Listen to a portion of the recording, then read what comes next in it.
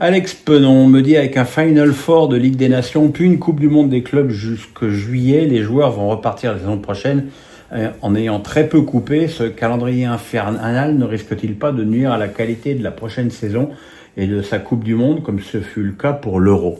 C'est l'éternel débat, hein. Les joueurs disent qu'ils jouent trop et on leur dit, on leur répond avec beaucoup de démagogie, oh bah mon pauvre, t'as qu'à aller à l'usine et puis tu prends des millions d'euros, c'est quand même normal que tu joues. Voilà.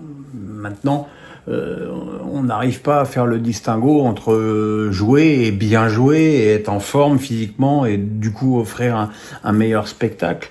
Après, la Coupe du Monde des clubs est une compétition sur invitation, tout le monde ne va pas y participer. Alors effectivement, bon, pour Mbappé, qui est encore engagé avec le Real, qui va jouer la Ligue des Nations avec la France, puis la Coupe du Monde des clubs avec le Real, ça va faire beaucoup. Je veux dire, ce sera au Real aussi d'être intelligent et peut-être de lui offrir 15 jours de vacances supplémentaires et un décalage. Mais bon, 15 jours de vacances supplémentaires, ça veut dire qu'il fait pas la préparation avec le club et que du coup, il part là aussi avec un déficit. C'est un cercle vicieux. Ceci dit, bon, moi, depuis que Mbappé joue au foot, j'ai l'impression qu'il joue tout le temps. Donc, mais effectivement, un jour, il faudra aussi qu'il y ait des gens raisonnables. Et c'est là où on regrette un Michel Platini. Il faut qu'il y ait des gens raisonnables qui se disent qu'on ne peut pas non plus demander aux joueurs de jouer tous les 3 jours pendant 12 mois. Gaudi 44 me dit « J'ai l'impression qu'on banalise les performances de Mbappé au Real Madrid, mais ce garçon est en train de faire mieux que CR7 lors de la première saison.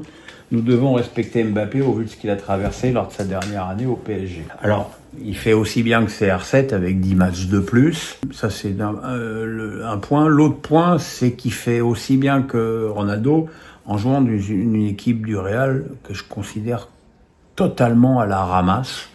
Encore une fois, le dernier match contre les Ganes, c'est un match qui est arraché 3-2, avec en plus des décisions d'arbitrage pour le moins bizarres. Donc performer dans un tel contexte, c'est encore plus fort, j'ai envie de dire. Maintenant, vous savez ce que je pense de Mbappé, vous savez aussi que je pense du traitement médiatique qu'il reçoit en France. C'est un peu usant. François me dit « Être la première équipe invaincue de Ligue 1 commence-t-il à trotter dans la tête du PSG pour être dans l'histoire ?» Arsenal l'avait fait, on s'en souvient encore. C'est peut-être le plus important que de gagner la Ligue 1 qu'il gagne année après année. De toute façon, si t'es invaincu, t'as quand même de grandes chances d'être champion. Je ne crois pas le PSG et Luis Enrique quand ils disent qu'ils n'y pensent pas. T'es à 7 journées de la fin, t'as pas perdu un match. T'as pas perdu tes 38 derniers matchs en déplacement, ce qui est performance phénoménale. Est-ce que ça leur commence à leur trotter dans la tête? Forcément, je pense surtout que ce sera un moteur pour rester motivés en championnat alors qu'ils seront champions dès la prochaine journée contre Angers. Donc oui, c'est intéressant, quoi. Nico Damergevir. Pensez-vous que la manière dont nous ont quitté les anciens participe au désamour de la 3F et n'aide pas à tourner la page sereinement? Après l'échec, Loris, on s'en doutait, Steve et Varane, j'étais sur le cul, Pogba, Giroud, partis déclassés au rang de fantôme, puis Griezmann. Tu sais, on se souvient de la cérémonie d'adieu de Deschamps et Blanc. Et après France-Angleterre, c'était pas terrible non plus. Les adieux, c'est pas le point fort du football français en général. C'est une remarque qu'on fait également avec les anciens joueurs du PSG. Donc, c'est une infirmité française, je dirais. Et le fait de créer un Hall of Fame ne change pas grand-chose en soi, quoi. C'est un peu triste, mais j'ai pas l'impression que ce soit des joueurs qui soient ciblés. Je pense qu'ils sont nuls pour tout le monde, pareil, quoi. Nathan me dit, ne trouves-tu pas avec ce qui se passe autour du coup franc à Mbappé est haineux? Au lieu de le féliciter pour son joli but, tout le monde se demande si c'est un coup franc. Qu'est-ce qu'on s'en fout? J'y vois une ressemblance avec Henry qui était très critiqué en France. Alors là, je suis bien d'accord. Qu'est-ce qu'on s'en fout que ce soit un coup franc ou pas? C'est vraiment le truc pour faire parler les bavards. Pour moi, c'est un coup franc, puisqu'on lui a poussé le ballon. Le ballon, pour moi, est frappé, arrêté. C'est ça qui fait un coup franc, c'est pas tellement le fait que si le ballon est en mouvement, c'est effectivement plus un coup franc. Enfin, personne s'est posé la question quand Toni Kroos a mis son coup franc exceptionnel contre la Suède lors de la Coupe du Monde. Donc, encore une fois, c'est vraiment un débat pour... on a l'impression qu'il y en a qui sont contents de dire bah non, c'est pas un coup franc, donc Mbappé n'a jamais marqué sur coup franc. Et puis, même, qu'est-ce qu'on s'en fout qu'Mbappé soit pas un tireur de coup franc? Ce sont des futilités et ça n'a aucun intérêt. Antifat me dit très bel hommage à Gérard Bourgoin à l'abbé Deschamps cet après-midi. Avez-vous des souvenirs à son sujet lors de sa courte présidence à la LFP ou à d'autres moments? Merci. Non, j'ai pas de souvenir avec Gérard Bourgoin. Bon, évidemment, je l'ai croisé. On avait peut-être échangé quelques mots, mais c'est pas. D'abord, je suivais assez peu au CR et non, c'est voilà. Il y a des gens comme ça dans ta carrière avec qui tu n'as pas de relation. Mais c'était quelqu'un qui faisait l'unanimité autour de lui avec un fort caractère. Geoffrey me dit un point important des problèmes du foot français, ça semble être les présidents. Mais comment espérer que le foot se redresse s'il ne change pas de mentalité et se laisse marcher dessus par Nasser en expliquant qu'on ne dit pas à Nasser? Il est évident que tous les mauvais choix qui ont été faits au niveau de la Ligue, ils ont été faits par les présidents de clubs. Et que c'est un petit peu commode de tout mettre aussi sur la gueule de Vincent Labrune, parce que Vincent Labrune, il insuffle une idée et les mecs votent derrière. Je veux dire, si tout le monde a voté pour DAZN, puis avant pour Amazon, puis avant pour Mediapro, alors que d'ailleurs Labrune n'était pas là, c'est les présidents de clubs qui sont responsables de leurs mauvais choix. C'est pas Labrune qui a fait que tout le monde s'est trompé. C'est une erreur collective. Après, j'entends bien la petite musique actuelle que tout est toujours de la faute de Nasser. Je me répète, et je sais que beaucoup disent que je suis le toutou de Nasser et que et que je suis payé par Nasser. Mon Dieu, qu'est-ce que j'aimerais être payé par Nasser au fin fond de ma Loire-Atlantique, que je suis payé pour aller au Parc des Princes, alors que ça fait 4 ans que j'ai pas été au Parc des Princes.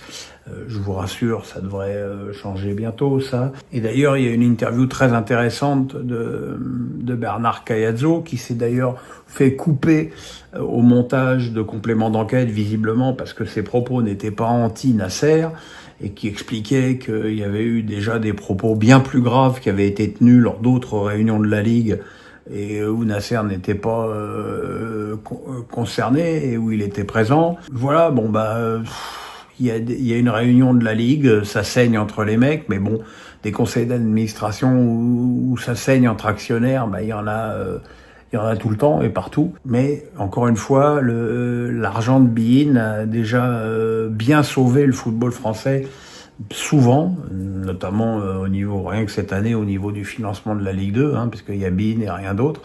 Bon, voilà, donc il faut savoir ce qu'on veut. Alors oui, il y a conflit d'intérêts, mais encore une fois, je le répète, je le dirai toutes les semaines, mais je le dirai encore la semaine prochaine s'il faut, si Bein avait posé 600 bars sur la table pour prendre l'intégralité du championnat, personne ne parlerait de conflit d'intérêts. Winter Joseph me dit, est-ce que tu es surpris par la réaction de Véronique Rabiot à propos de l'image de Valbuena? Perso, je trouve qu'elle aurait pu dénoncer la situation sans forcément froisser la direction et les vrais supporters marseillais. Est-ce que tu veux... Elle a eu le sentiment de se faire piéger. Elle a voulu faire de la langue de bois, comme c'est très régulièrement le cas dans le milieu du foot français. Mais bon, c'est vrai que la réaction après, le problème, c'est que c'est totalement surjoué. Elle est mauvaise comme c'est pas possible. Elle fait semblant de monter sur ses grands chevaux, alors que effectivement, la potence avec Valbuena dans les tribunes du Vélodrome, c'est aussi grave que les banderoles contre son fils et elle au Parc des Princes. Il n'y a pas d'échelle dans la connerie et dans la violence. On est tous au même niveau. Elle aurait pu effectivement avoir une réponse moins convenue et peut-être un petit peu plus courageuse. Mais bon, le courage dans le foot. Pascal du 82 me dit, si on vous croise au restaurant ou simplement dans la rue, si on vous demande un selfie, vous êtes du style qu'on vous laisse tranquille ou bien volontaire? Alors, écoute, tu trouveras toujours un mec qui dira que je lui ai refusé une photo. Personnellement, j'ai pas souvenir d'avoir jamais refusé une photo à personne. Je pense même être plutôt sympa avec les gens qui viennent me demander des photos, et il y en a encore. Voilà, donc j'ai un souvenir. J'étais sur les champs, j'étais au niveau un petit peu au-dessus de la Fnac, très exactement au niveau de la Brioche Dorée. Je sais pas si certains ça vous sait. Et je m'arrête effectivement et quelqu'un me demande une photo. Et en 2 minutes, il y a eu 80 personnes autour de moi, quoi. Il y a un vrai attroupement. Et là, tu te dis, là, il faut faire des photos à tout le monde. Tu peux pas dire que t'es pressé et tout. Encore une fois, si j'ai refusé une photo à quelqu'un, alors c'est peut-être parfois aussi que je m'en suis pas rendu compte, mais non, moi je refuse jamais une photo à personne. Alex Pedon me dit: les Chamois niortais ont joué ce week-end leur dernier match officiel. Disparition et bien triste fin pour ce club. Au vu de sa situation économique actuelle, de nombreux clubs, crains-tu une hécatombe cet été ou bien la DNCG pourrait-elle se montrer plus clémente? Alors une hécatombe, non. Des clubs en grande difficulté, oui. J'ose espérer que les clubs commencent un petit peu à préparer la suite des opérations. On voit par exemple qu'un club comme Lens a anticipé ça en vendant beaucoup de joueurs au mercato d'hiver. Alors effectivement, ça a grandement handicapé l'équipe sur le plan sportif, mais bon, Lens partira avec de l'avance sur les clubs qui n'ont pas fait ces choix-là. Donc, ouais, il y a une cure d'austérité qui se prépare, c'est évident. Maintenant, si la cure d'austérité, c'est d'empêcher Savanier de prendre 220 000 par mois et Cazerie 180 000 par mois, je pense que le foot français s'en portera pas plus mal. Quant au Chamois niortais, voilà, c'est un club avec qui j'avais été très proche l'année où ils étaient montés en Ligue 1 avec Abedi Pelé. J'étais parti en stage avec eux à Font-Romeu au mercato d'hiver. J'avais même fait gardien dans les buts de hand pendant tout le stage au lycée technique de Font-Romeu.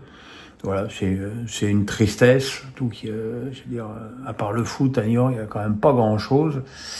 Donc voilà, c'est effectivement une grande tristesse.